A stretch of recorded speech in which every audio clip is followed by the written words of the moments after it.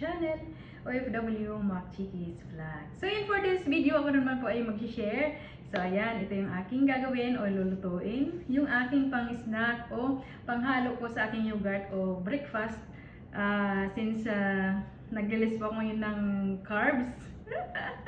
So mataas ang ating sugar ngayon. At syempre, kailangan i-maintain na din po natin yung ating kinakain ng ating sa mga carbs. So yan, umpisan ko na po ipakita sa inyo yung aking granola snacks. So ayan, ito na po yung aking mga kakailanganin para sa ating recipe for today. Ito yung ating granola snacks. Tara, umpisan ko na po ipakita sa inyo.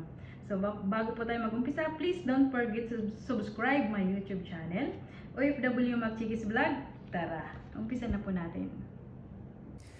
So ayan, bali dito po sa ating mga ingredients na kakailanganin para sa ating granola. So mayroon po tayong chopped almond nuts, pumpkin seeds, chopped pecan nuts. So may buo pa pala dito.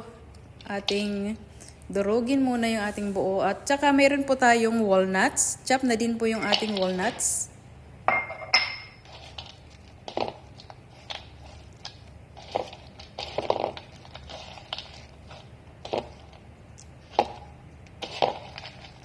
May buo pa dito, kaya durugin din ulit natin.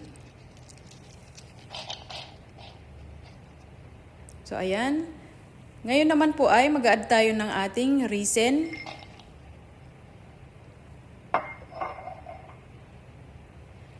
At ang ating oats. So, mas maganda kung whole oats po yung gagamitin nyo dito.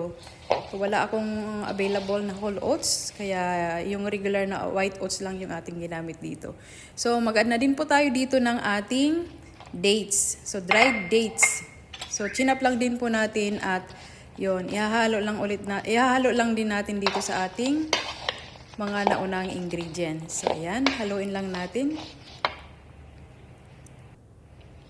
So, ngayon naman ay mag-add na po tayo ng ating honey. Ayan, may honeycomb pa siya. So, maganda itong nabili kong honey sa store. At hindi ito yung maraming sugar. Kasi minsan yung nabibiling parang lang siya yung made in sugar na honey. Honey bees. So, ayan. So, i-add lang po natin dito sa ating mixed nuts o mixed ingredients na ating nilagay na sa ating bowl. So, ayan. So, yung complete ingredients po, ilalagay ko na lang po sa description below.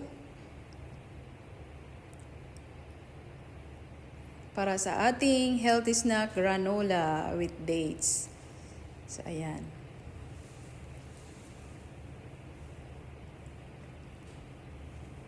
So, yung nagamit ko dito na honey is mga 1/4 cup. So, sa tansya ko lang po yun. Mga 1/4 cup po yung nagamit ko dito sa ating granola. So, ayan. I-mix lang po natin para makut lahat yung ating mga ingredients ng ating honey. So, ang hirap po mag-video na walang nagbibideo. Sarili lang din natin ang nagbibideo dito. So, yung isang kamay naghahalo, yung isang kamay naman ay nakahawak sa ating camera. So anyway, okay lang naman. So ayan. So dito, nahalo ko na po siya at ngayon ay ilalagay na natin sa ating baking pan na may parchment paper para hindi siya dumikit. So, ayan. So ililipat na po natin siya. Tikman muna natin. Masarap na siya kahit hindi pa nabibake. So, yan. Dito natin ilalagay. So, may baking pan po tayo. At dito, naglagay na din po ko ng parchment paper.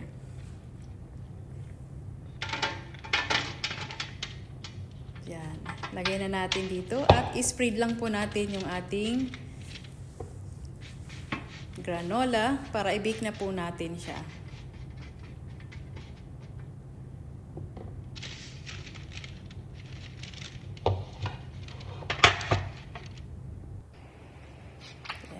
Spread lang po natin ng maayos para pantay po yung pagka-bake ng ating granola.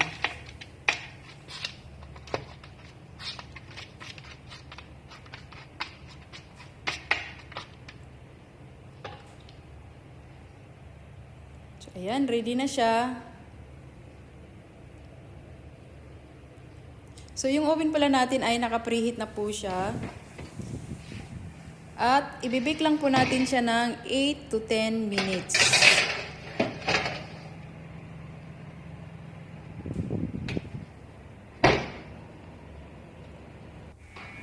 So, ayan. After 10 minutes, ito na po ang ating healthy snack granola with dates. So, ayan. Yummy, yummy. So, perfect po ito pang lagay sa ating breakfast, sa ating yogurt, Greek yogurt, or kutkutin habang namamalansya o snack po natin. So, ayan. Healthy snack po ito.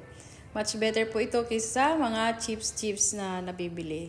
So, ayan. Ito na po yung ating granola. So, crunchy. Ayan. So, i-crumple ano lang natin, iwaiwalayan para hindi siya malalaki ang ating granola. So, yan. Tinikman na po natin at napaka-chewy. At saka yung iba naman na nuts ay crunchy. So, malalasahan nyo na may chewy siya dahil dun sa ating raisin at sa ating dates. So, ayan. Yung crunchy naman ay yung mga nuts na ating nilagay dito.